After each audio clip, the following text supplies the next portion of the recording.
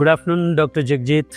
Welcome to Atria University. It's a pleasure of your presence in our premises. We have a few questions on the ecosystem, which you like to throw some light on it. So with the EV and energy storage penetration happening in an exponential growth, how is the emerging technologies contribute to cope up with this ecosystem?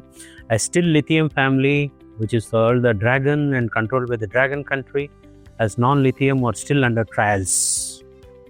So what's your view on this?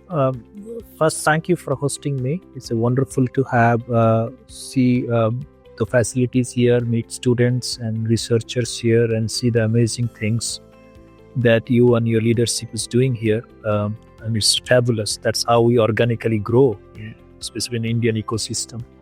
So coming back to your question, I think energy storage or batteries have multiple use cases. Obviously, you are right that one chemistry is dominating, but that's something not new. Lead acid used to dominate and still dominating a lot of that. But batteries are not going to be limited to EV or grid alone. Batteries will be also part of many other things. For example, for consumer electronics, for defense, for application to aviation and other data centers. One area that I am hopeful is the quality and reliability of the data center may demand certain new batteries, emerging batteries. I'm optimistic that solid state batteries will ultimately be scalable and at a cost to performance ratio where is much more promising than, for example, LFP. But even LFP can be solid state. Correct. Right? Even LFP can be solid state. Yes. So as we figure out the scaling and manufacturing complexity of solid state, I'm hopeful that we can push the energy density. Correct. So those are the things. So the multiple use cases of batteries are emerging. And will keep on expanding in the consumer and data center world.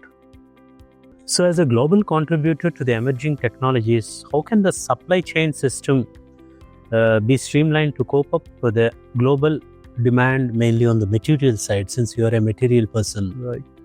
This is a very complex things. I think we have to think about our near-term and mid-term requirements. I think we have to create geographical entities or countries, like-minded countries to work together. It's a matter of policy and also of politics. So I think we are in a world like unipolar world where there is bulk of this battery material belongs to one country, monopolized. But that's going to be hard and going to give us growing pains. But the only way to solve that is, number one, to find out like-minded other geographical countries to work together, number one. Number two, also at the same time, find alternatives, chemistry as you talk about, which will take time, of earth-abundant materials based on our geographic abundance of elements. You have to think about that. Okay. Good. As a material man, how is the rare earth fiasco? I think it's happening, it's affecting this whole ecosystem. And how can the industry, academia support on this issue? Again, when you talk about academic and research, it's a long term. Oh. So we definitely have to invest money and things on finding alternative to neodymium, praseodymium, and those magnetic materials for motors and other things. That will be, for example, they're creating right now permanent magnet of completely without any rare earth elements or majority, substituting manganese and a lot of other materials. So that research has to go on, and we have to invest more on the applied research, which can lead to commercialization, fast acceleration. Third thing is we have to use AI and machine learning method to accelerate those discovery. If there is a material discovery, that's necessary but not sufficient. We will also start using new processing and manufacturing and scaling method of these materials, engineering methods. And so acceleration is the key. Yes. If we have to use materials that are free of rare earth element, but that's not going to be easy. But at the same time, that's the research and academic part, I can say. Again, there is no band-aid approach here. This is a problem we knew it's going to haunt us even 20 years before, but it's just that we were not anticipated that such problem will come within so short span of time. Yes. Tomorrow it may happen to the lithium also. Yep. Again, countries like India, I think we have to work extra hard. Correct. Because some of these battery materials and supply chains, we are not at all geographically advantageous position. Correct. And so we have to work extra hard. We have to find alternatives. We have to shift our energy consumption accordingly, depending on our choices we have. Correct. So, as you are aware that Atria University is a STEM university, which is India's first. Of course, you have saw this type of universities abroad. How do you wish that we can contribute to this ecosystem after seeing our facility, our resources, etc.? I think you are exactly doing in the right track, given that you are young. Actually, I was really happy to see that you have this industry incubator. Yes. This is exactly where people call about public-private partnership a lot, but it has to be a public-partnership in the real sense. It has to be organically start. Correct. From the level here. So with your industry incubator program, will interact.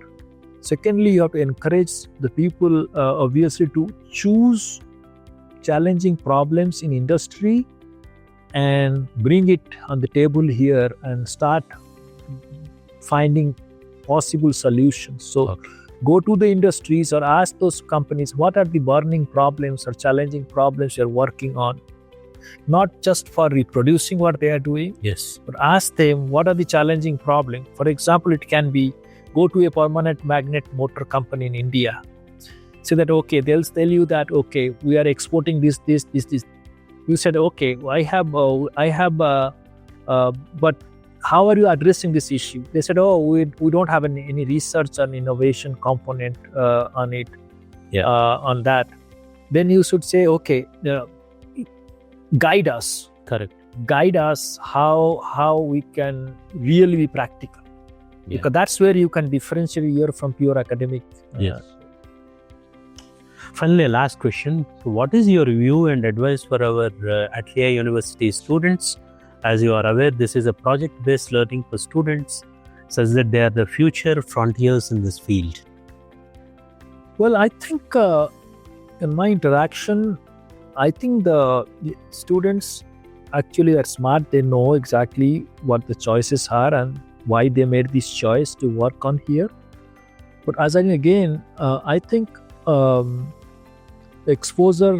exposure to working in industry as an internship or closely, as you have several examples where they're also pursuing dual degree here at the same time working. That would be a very good model here.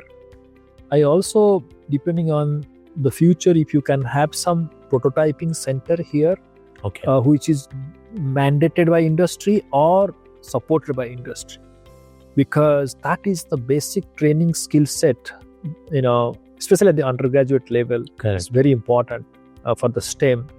So basically, let the industry have their small prototyping center. Then you can train students, and those students will go on feedback to the industry as a possible employees. Exactly. Because they already come to the company getting trained in their system already. So I think we can do it much better here, especially in a place like Bangalore. You can do that, have them here and let them train here, do their homework, and then they can innovate further when they join the company. Great. Good advice, Dr. Jagjit. Thank you once again.